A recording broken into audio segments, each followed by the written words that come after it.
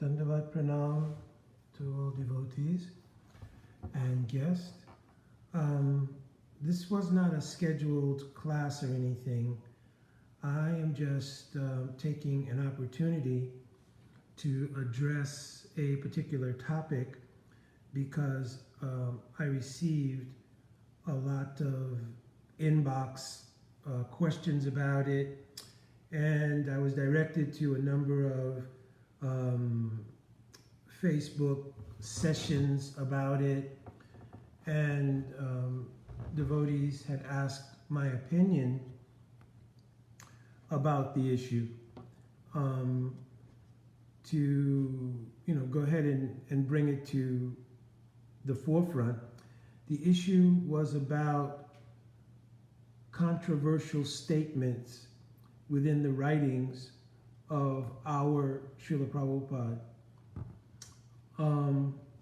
Of course, I think for a number of years, there's always been consideration about looking at some of these statements that are presented in Srila Prabhupada's books and seeing how that aligns with the social environment and how that may impact preaching.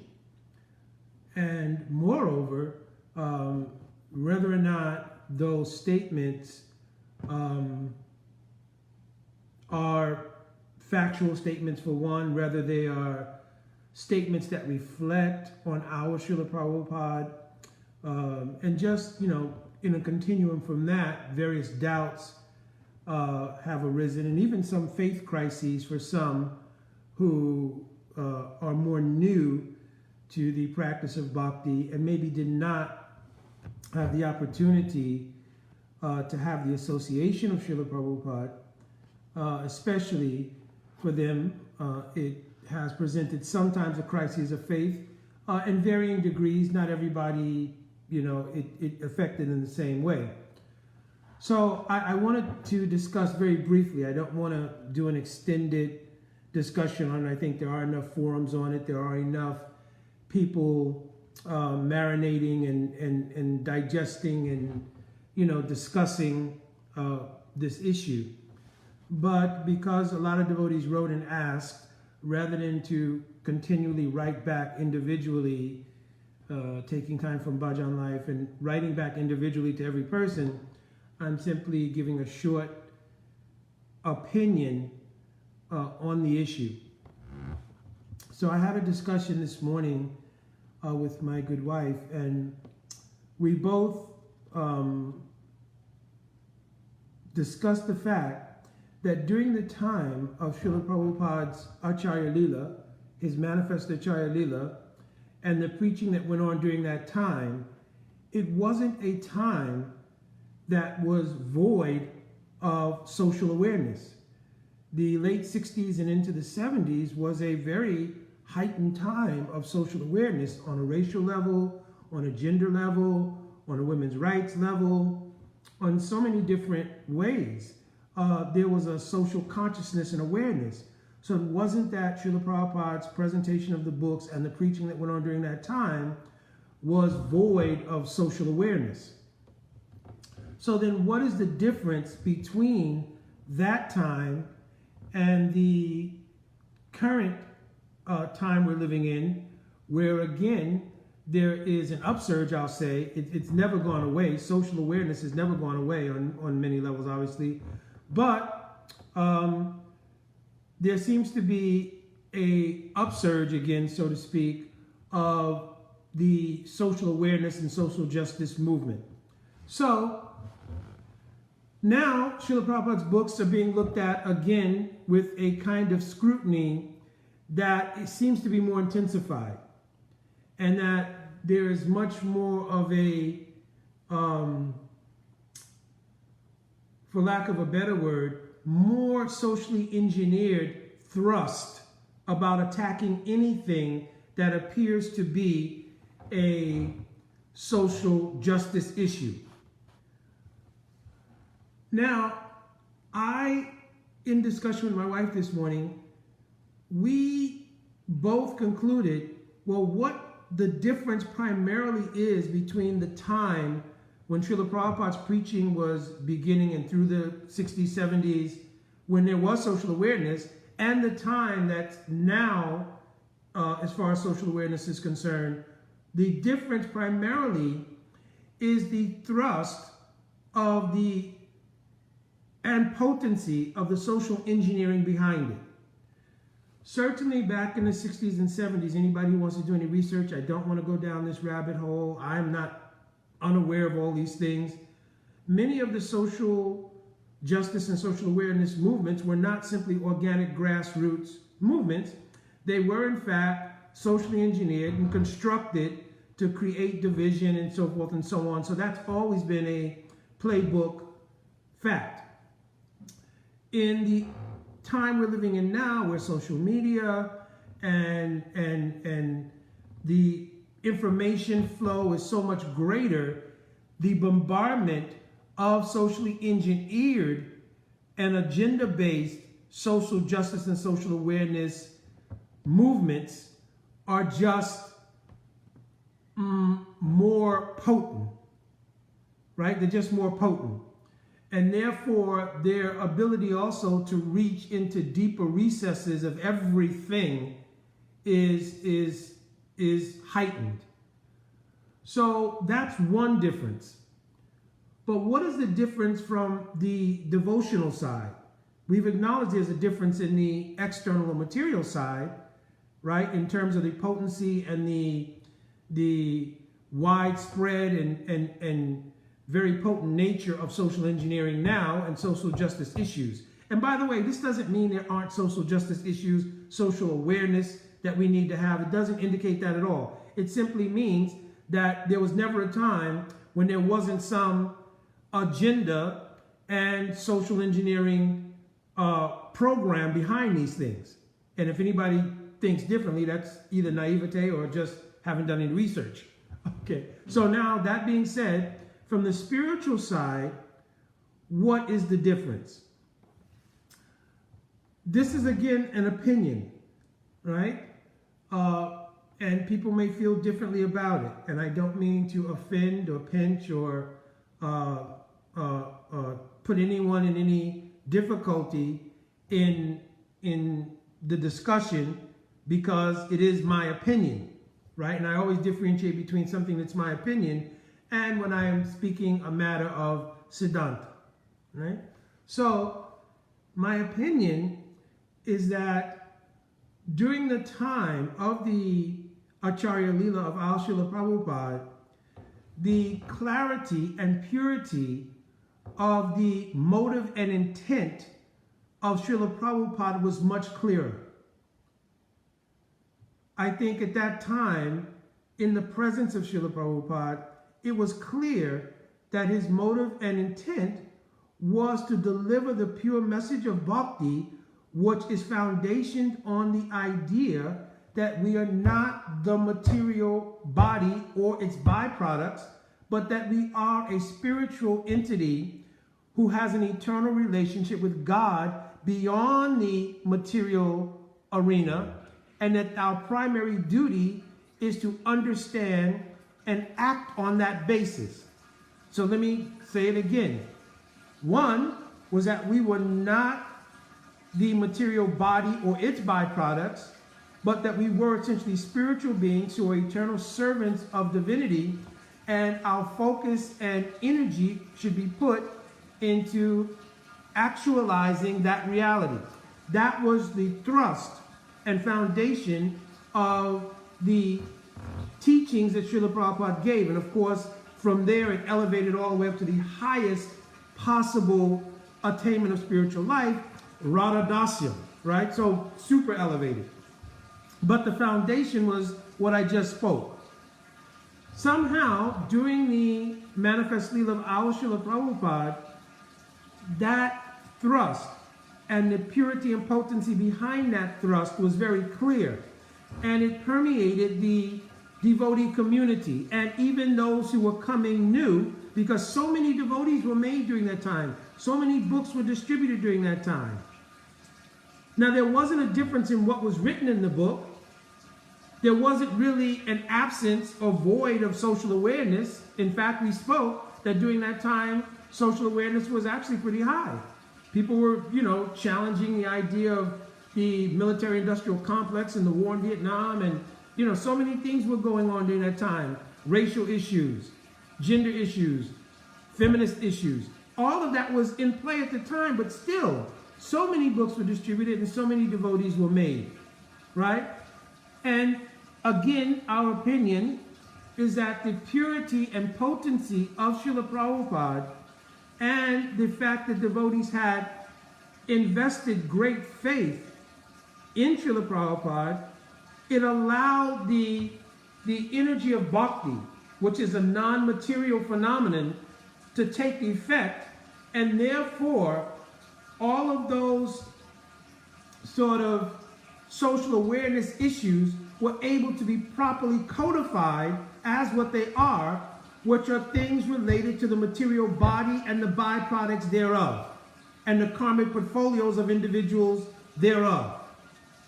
But the pure and essential teaching, I'm not this body or its byproducts, and that I am a product of the spiritual paradigm, that came through loud and clear and was able to effectively drown out things which were based within the material body.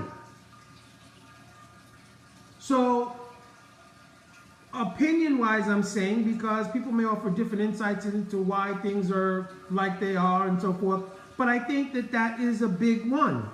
That we, during that time, invested faith in Srila Prabhupada in such a way that the purity of the teaching of bhakti with its foundation that we're not the body was more actualized in practice at that time. And as things went on, I don't want to say whether it was the diluting of the philosophy. I don't know. These things, that's something else that can be discussed. I don't want to attribute anything beyond what my opinion is about the potency and glory of Srila Prabhupada. But whatever it was, it allowed, especially under the circumstances that I mentioned about the current status of social justice and social awareness energy, and how it is, the mechanisms behind it. I'm not talking about the organic grassroots, things. I'm talking about the socially engineered agenda-based things, right, are so much more potent. And you have, in addition to that, many devotees who did not have the experience of living ashram life, did not have the experience of living in the direct presence of Srila Prabhupada, who did not have the experience of setting up a systematized way of living where the idea that you're not the body was 24/7 being manifest in your daily life. Because ashram life was like that. From the time you got up at 3:30 in the morning till the time you went to bed at 9:30 or 10 o'clock, your day was chock full of Krishna consciousness with the premise of, I'm not this body.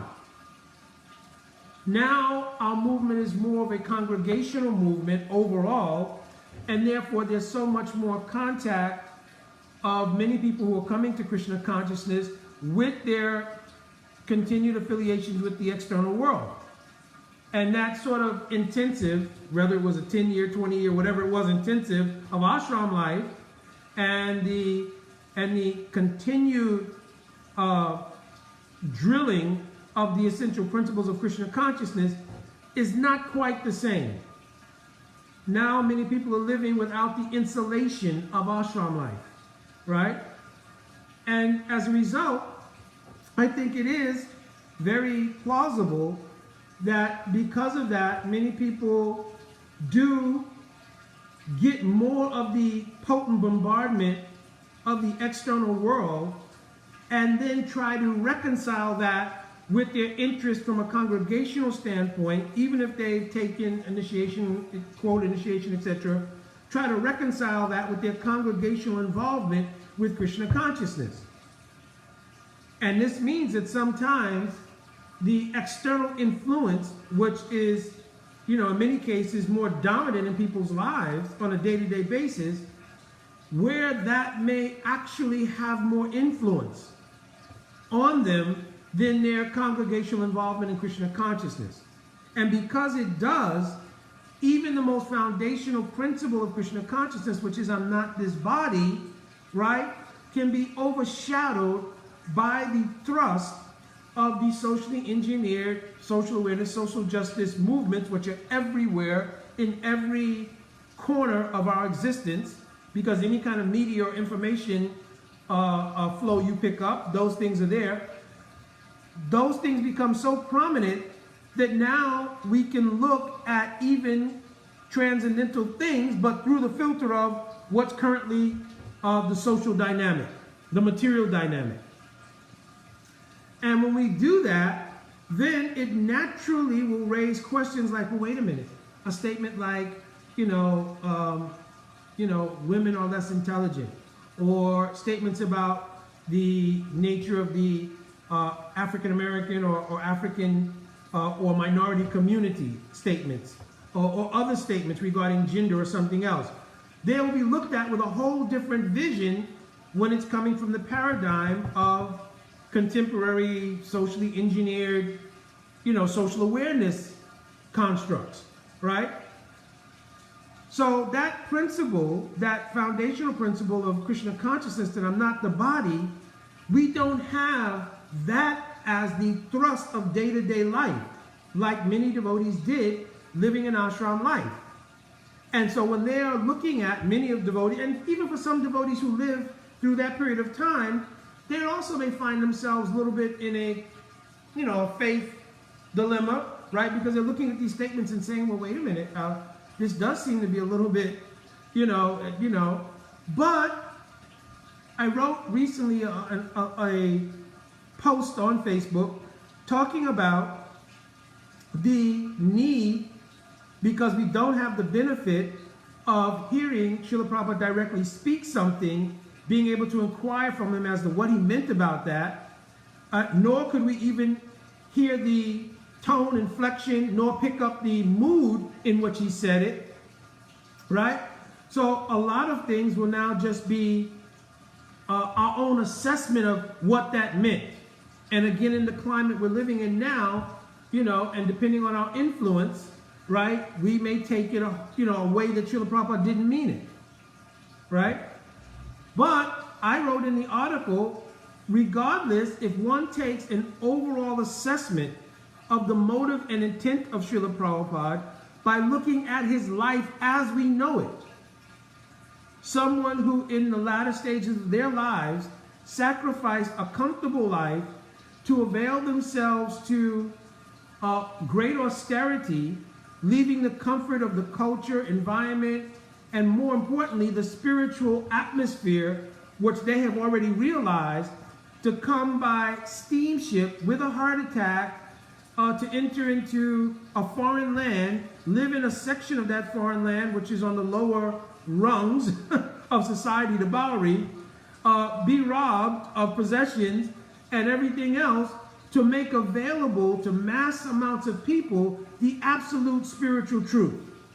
So even if you took just a look back at the overarching portfolio of Srila Prabhupada in terms of motive and intent in his actions, it would be difficult to conclude from that he came with inbred concepts of either racism or sexism or misogyny or anything else, right? I mean, that's just, just looking at the person, looking at the activities and so forth, could I assess that that person is carrying these qualities? Therefore, if we look at a particular passage in the writings, immediately it would come to our mind, well, this person is certainly not racist, sexist, misogynist, homophobic, etc., etc.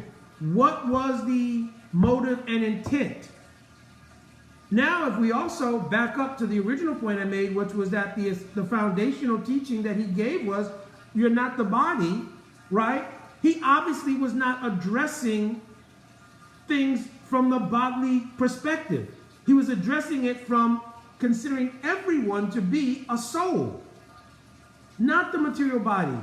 He was addressing that we are the soul. So he was giving us a look from the soul perspective at various things within the material world. And in the course of doing that, he may have brought up some cultural phenomenon. He may have quoted from Manusmriti or any other Dharma Sastra about a cultural statement, right? But we have to take that in the context of his overall presentation. What was the overall presentation? You are not the material body. You are spirit soul. And being spirit soul, you are equally glorious servants of Bhagavan, and I'm trying to get you to realize that. So we can't bypass the foundation of the context in which he was speaking, preaching, etc., and isolate a passage, a statement, and then, you know, in my opinion, in many cases, under the influence of the current, you know, conscious domination of socially engineered social justice, social awareness constructs, then try to define the writings of someone like Srila Prabhupada on that basis. At least you have to go back and look at what would be the apparent overall motive and intent of his even coming here. Secondly, you have to look at the foundational teaching. We are not the body. Therefore, a statement of any sort related to body is not really relating to me. Whether it's about race, gender, etc. It's not relating to me because I'm not the body.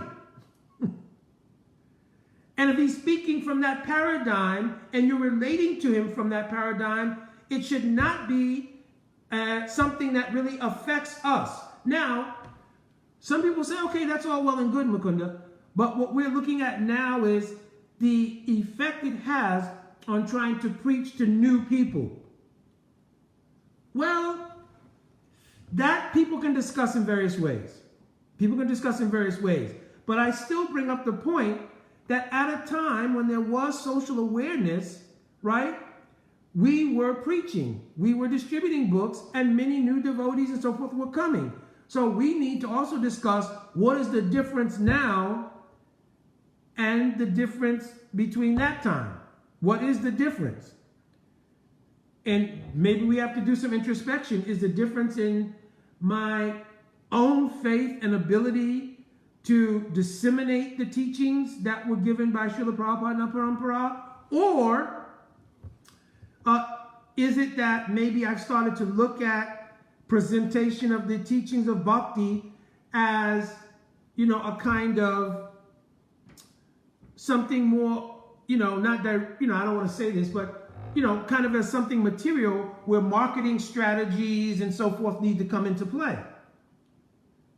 Now, I'm not saying that there should be no sensitivity to how someone will understand a particular statement. But I equally think, why would someone in the large volume of Srila Prabhupada's writings and the large volume of the presentation of his disciples and followers, how would it be possible that that would not be able to be put into context and perspective? How's it possible? So maybe we have to do some introspection and understand that maybe part of it is our mission to be able to make it clear what is motive and intent, right? And then to understand those statements from that angle of vision and present the foundational element that must be missing, because if the element that I'm not the body had been presented adequately, right, then many people will be looking at those statements, well, I'm not the body, right? So no value judgments and so forth would be going on. So again, I'm coming back to the idea that it must be only from the angle of vision that, well, listen, we're presenting to new people, and sometimes we distribute a book. They may go home and read that book. Right now, of course, in the book, it's not dominated by statements about race, gender, etc., etc. It's not. None of Srila Prabhupada's books are dominated by that. And if somebody has read the overarching theme of even Srila Prabhupada's writings, and they got to a statement like that and could not put it in context and perspective to the overarching volume of teaching that Srila Prabhupada gave in that book, whether it's Bhagavad Gita or any other book, then what is the sukriti of that person? Srila Prabhupada, I don't know any book where Srila Prabhupada starts off that book, I don't care what book it is, with a description of something regarding race, gender, etc.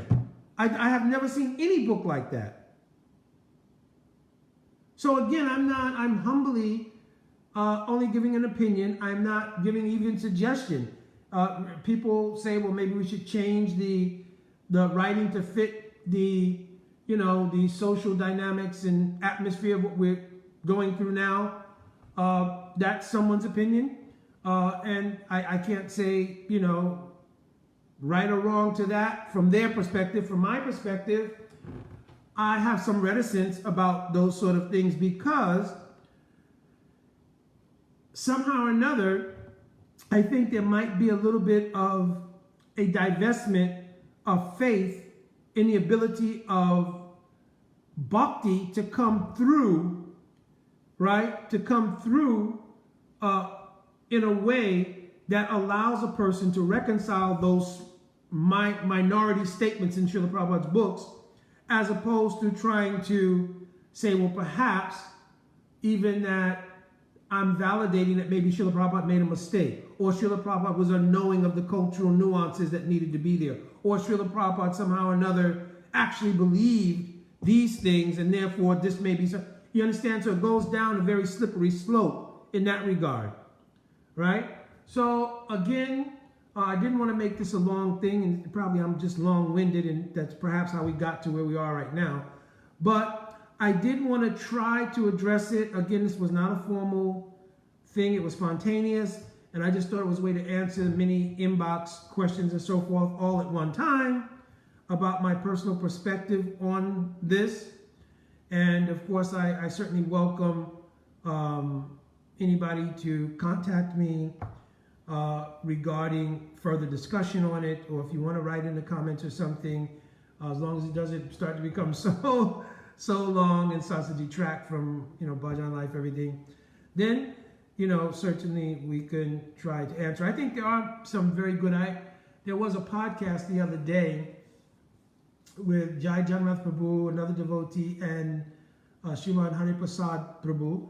And I thought that also, I looked at part of it. I couldn't look at all of it, but I do know at least that Srimad Harikatha Prabhu gave some very insightful things based on understanding, even linguistically, in terms of Sanskrit, how some of these things may be misconstrued just because of the language issues, right? And the overall presentation, I think, of the podcast, because there was questions and answers, would be very helpful.